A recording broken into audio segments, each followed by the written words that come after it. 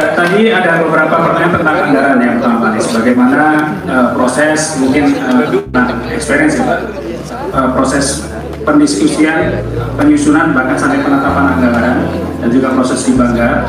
Tadi hampir sama dengan pertanyaan ketiga tentang anggaran juga. Kemudian juga bagaimana saran Bapak ketika menghadapi kepala daerah yang tidak mau menerima kritik atau saran. Yang kedua. Terus yang ketiga juga masih sama, bagaimana hubungan yang baik supaya kepala daerah ini bisa mengakomodir aspirasi dan juga kepentingan masyarakat yang mungkin nanti akan disuarakan oleh teman-teman dari anggota Dewan. Jadi ada 3 hal utama itu. Silakan.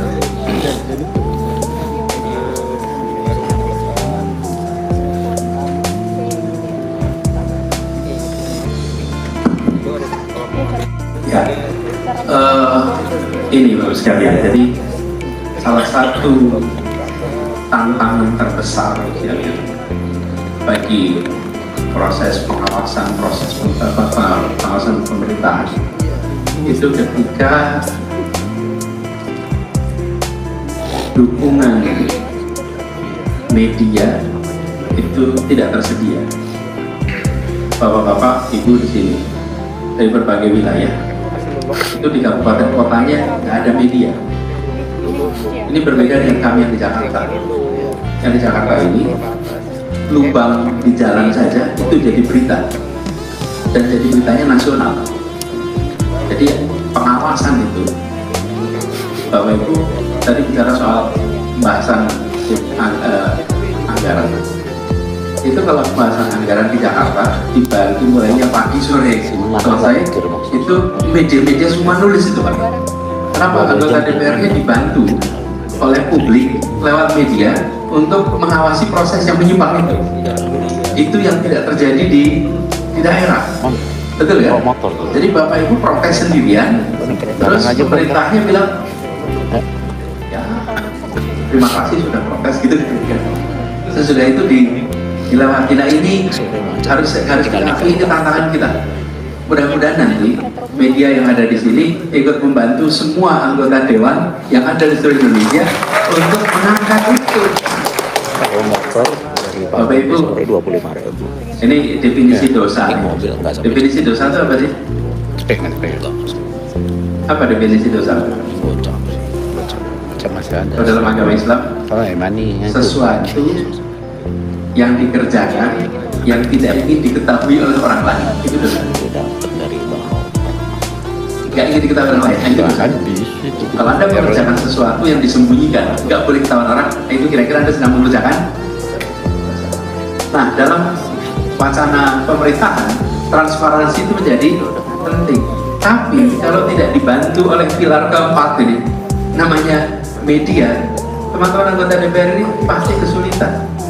Nah, mudah-mudahan karena ini acaranya di Menara yang memiliki media banyak sekali, nah mudah-mudahan nanti anggota DPRD-nya dibantuin untuk mengekspos itu semua supaya punya posisi tawar. Jadi saya merasakan ketika bertugas di Kementerian Pendidikan dan Kebudayaan, Bapak Ibu sekalian, jangankan anggota DPRD, Mendikbud saja untuk mengarahkan dinas itu sulitnya luar biasa Bapak Ibu. Kan secara struktural bukan bawahannya kementerian, bukan? Betul ya? Karena itu bawahannya bupati, wali kota, gubernur. Lalu apa yang kami kerjakan? Kami dulu akhirnya membuat namanya neraca pendidikan. Mungkin kalau Bapak Ibu pernah terekspos kinerja pendidikan di sebuah daerah diumumkan kepada publik supaya publik bisa menilai kinerja di pendidikan daerah. Kenapa? Saya melihat partisipasi publik untuk mengawasi itu punya bobot besar. Tanpa pelibatan publik, maka Ibu sekalian tantangan yang dimiliki oleh Bapak Ibu ini menjadi sangat besar. Jadi di Jakarta anggota DPRD-nya memiliki keleluasaan untuk akses pada media karena posisinya di Jakarta, Bapak Ibu tidak. Nah, saya melihat tadi misalnya proses TAPD dengan Banggar. Kalau saya nggak bisa berbicara tentang case tempat Bapak sekalian, Ibu semuanya ya, karena pasti berbeda. Tapi kalau di tempat kami, kepemimpinan TAPD di tangan Sekda itu diwujudkan dalam bentuk timeline yang jelas. Timeline itu diketahui oleh pihak Banggar atau DPRD semua dan kita di eksekutif, sehingga semua mengikuti. Dan saya sebagai gubernur itu rutin memantau percakapan yang terjadi di DPRD, itu dari sisi kami. Dan karena jadwalnya dipublish, diketahui pembahasannya, maka setiap ada pembahasan masyarakat pun mengetahui. Nah, pada masa-masa COVID kemarin sempat pembahasan itu tidak bisa sesuai dengan jadwal, dan itu memancing tekanan dari publik untuk bisa sesuai dengan jadwal. Jadi ada faktor itu. Kemudian Pak Alus tadi bertanya tentang bagaimana kalau menghadapi yang tangan besi ya, gitu. Tidak mau banyak salah masukan. Jangan dipilih lagi nanti Pak. Repot-repotnya dipilih lagi nanti. Kalau mau ikut di dalam proses ini harus mendengar. Dan tekanan Pak, tidak ada pilihan, harus ada tekanan untuk mau terbuka, dan tekan dengan berbagai macam, harus kreatif Pak, dan nggak bisa kemudian wah udah ini tangannya besi mau diapakan, tidak bisa, harus dihadapi, karena situasi inilah yang akan membuat mutu kebijakan itu turun sekali. Kenapa sih Mas sekalian kalau pakai tangan besi ini kemudian menjadi mutunya menurun? Karena kebijakan yang disusun bisa mengandung unsur selera subjektivitas yang tinggi, karena dia menggunakan kekuatan yang disebut tadi.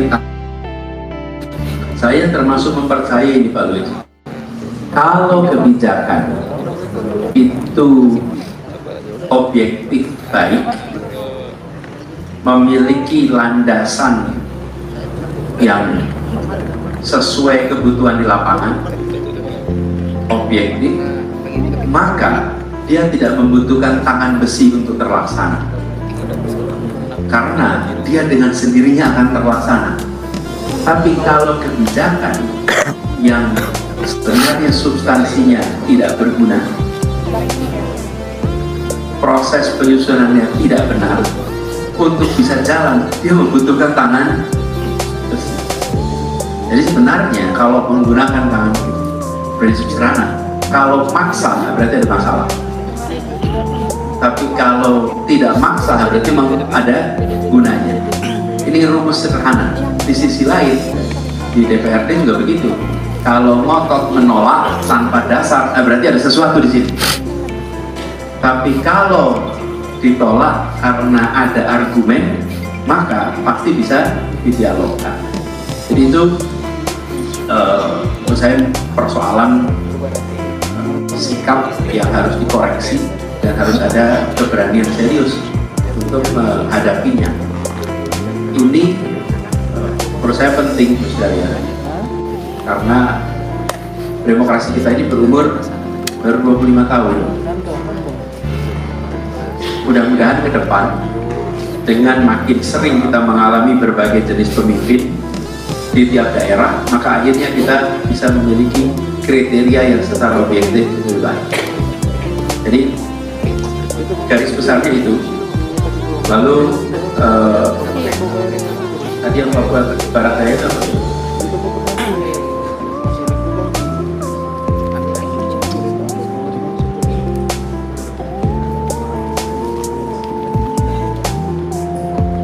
Bapak sekalian, kalau ada perbedaan pandangan harus diselesaikan di ujung, disepakati atau tidak disepakati, harus diselesaikan.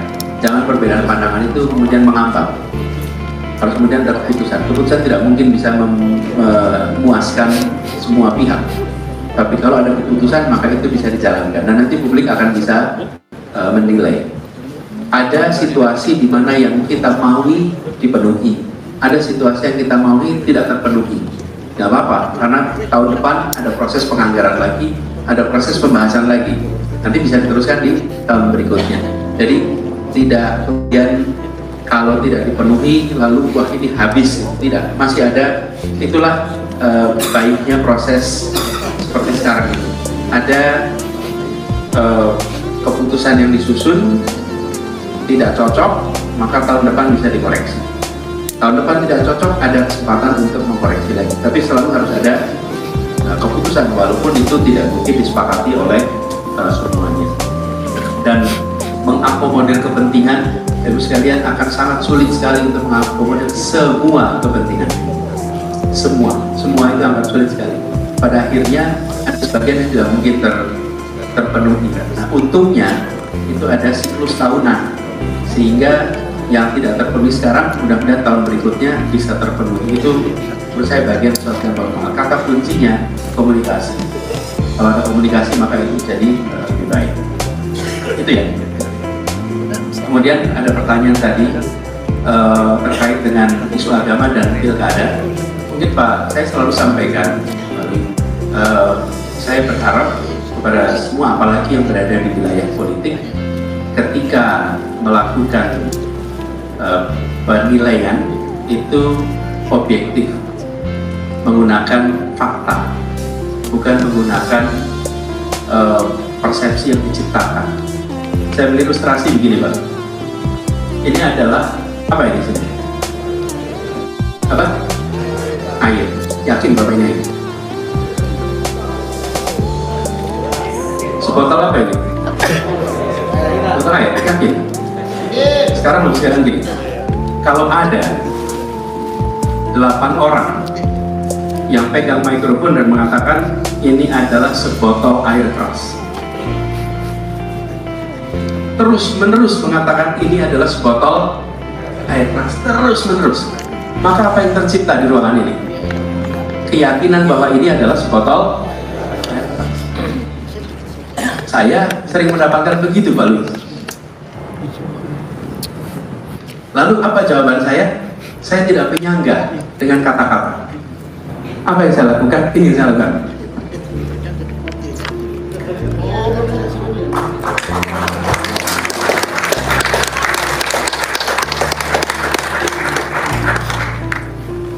Jadi tudingan itu tidak dijawab dengan kata-kata. Tudingan itu dijawab dengan kenyataan. Kalau dikatakan menggunakan agama, menggunakan sektarian, isu anti minoritas, anti macam-macam, itu yang mengatakan pakai mikrofon kuat sekali, Pak, sehingga gaulnya ke seluruh Indonesia, Pak. Saya tidak punya mikrofon, Pak, tidak punya media, tidak bisa bayar buzzer, tidak bisa menandingi suara itu semua. Lalu apa yang saya kerjakan? Ya sudah, saya tunjukkan kenyataannya. Silakan cek di Jakarta, apakah pernah ada praktek-praktek seperti yang ditudingkan. Kalau tidak ada, maka terima kenyataan. Ini bukan air keras, ini air untuk diminum. Nah, masalahnya kita tidak bisa menyalahkan. Tidak semua orang mau mencari informasi secara lengkap. Itu faktanya, tapi nggak apa-apa. Lebih baik diduga buruk ternyata baik, Pak, daripada dipersepsikan baik bertahun-tahun ternyata bermasalah. Benar nggak? Jadi jangan sampai korban framing begitu. Kalau saya itu ngalamin, saya kebalikan, Pak. Framingnya sudah masuk, luar biasa, Pak, framing. Sampai di ujung-ujung Papua juga ceritanya begitu, Pak, ya. Tapi silahkan datang ke Jakarta dan silahkan saksikan. Nanti Bapak Ibu akan menyaksikan kabar bahwa ini air keras, akan Bapak Ibu rasakan ini air minum yang nyaman untuk diminum, gitu kira-kira ya. Makasih.